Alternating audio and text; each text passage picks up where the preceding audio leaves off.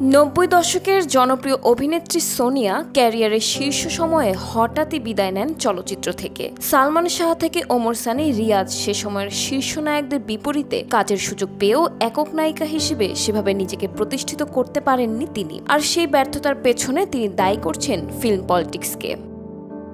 সম্প্রতি গণমাধ্যমকে দেয়া এক সাক্ষাৎকারে সোনিয়া বলেন, আমার বয়স তখন কম ছিল, এখন বুঝি কতটা পলিটিক্সের মধ্যে দিয়ে যেতে হয়েছে। চুক্তিবদ্ধ হওয়া সিনেমা থেকে আমাকে বাদ দেয়া হতো, সংলাপ বা গান কেটে দেয়া হতো। নায়ক রাজ রাজ্জাকের হাত ধরেই চলচ্চিত্রে আসেন সোনিয়া। রিয়াজের প্রথম সিনেমা ছিল তার সঙ্গী, দ্বিতীয় সিনেমায় ছিলেন ওমর সানির বিপরীতে, তবু প্রত্যাশিত সাফল্য পাননি।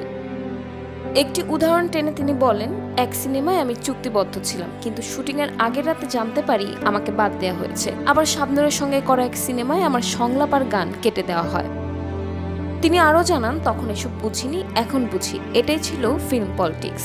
দশম শ্রেণীতে পড়াকালীন মাস্তান রাজা সিনেমায় অভিনয়ের মাধ্যমে চলচ্চিত্রের যাত্রা শুরু করেন সোনিয়া। পরে প্রেম শক্তি, বাংলার নায়ক, স্বপ্নের ঠিকানা, শত জনমের প্রেম, অজান্তে, ভয়ঙ্কর 7 দিন, প্রেম প্রতিশোধ সহ একাধিক জনপ্রিয় ছবিতে অভিনয় করেন তিনি। সর্বশেষ দেখা গেছে তাকে বউ শাশুড়ির যুদ্ধ সিনেমায়। দীর্ঘ 18 বছর পর সম্প্রতি দেশে ফিরে তিনি জানিয়েছেন, শোবিজ ছেড়ে দিলেও চলচ্চিত্রের প্রতি টান এখনও আগের মতোই রয়ে গেছে।